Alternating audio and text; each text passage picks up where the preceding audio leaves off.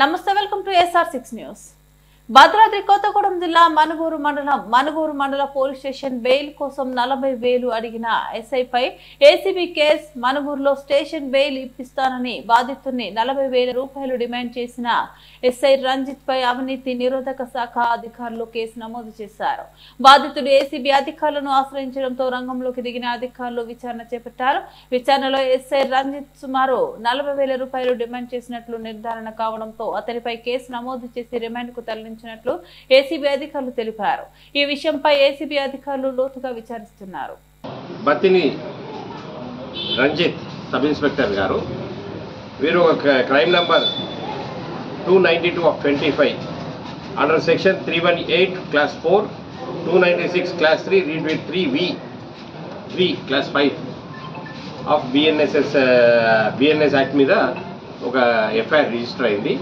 ఆ కేసులో బెయిల్ ఇవ్వటానికి గాను ఎస్ఐ గారు 40,000 డిమాండ్ చేయడం జరిగింది. ఆ డిమాండ్ కోసము పైసలు తీసుకొని మొన్న 19th రోజు కూడా కంప్లైంట్ వచ్చారు. డ్యూ టు సమ్ రీజన్స్ ఏదో ఆయనకి లీక్ అయిందో సంథింగ్ ఏదో ఆ రోజు మనీ తీసుకోలేదు అతను. కానీ డిమాండ్ ఉంది, దాని మీద మళ్ళీ ఫోన్స్ వస్తున్నాయి కాబట్టి మన దగ్గర యాంపుల్ ప్రూఫ్స్ ఉన్నాయి కాబట్టి డిమాండ్పై ఈ ఎస్ఐ గారి మీద మేము అతని డ్యూటీస్ ఇంప్రాపర్గా డ్యూటీస్ పర్ఫామ్ చేసినందుకు గాను సెక్షన్ 7B కింద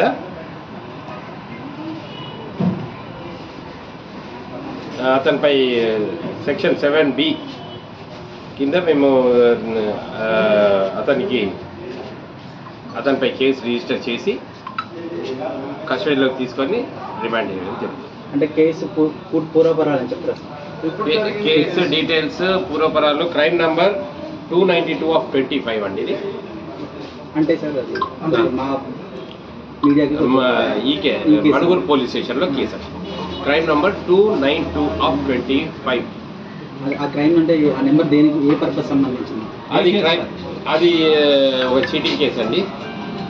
కార్స్ తీసుకొని పోయి అమ్ముకున్నారు అది చేసేసి అదే గిరి పెట్టుకున్నారు. కార్స్ లీజు తీసుకొని ఆ కేసుపై అయినా పైసలు తీసుకోవడం యాక్సెప్ట్ పైసల కోసం డిమాండ్ చేయడం జరిగింది. అంటే ఈ కేసులో ఆల్రెడీ ఒకరిని స్టేషన్ బెయిల్ ఇచ్చారు, మరొకరిని తప్పించడం కోసమా ఇవ్వడం కోసమా సార్? ఇద్దరికి స్టేషన్ బెయిల్ ఇవ్వడం కోసం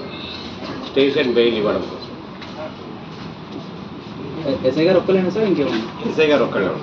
అంటే దాంట్లో బయట వేరే ఇద్దరు ముగ్గురు అంటే మేము పట్టుకుంటాం కదా.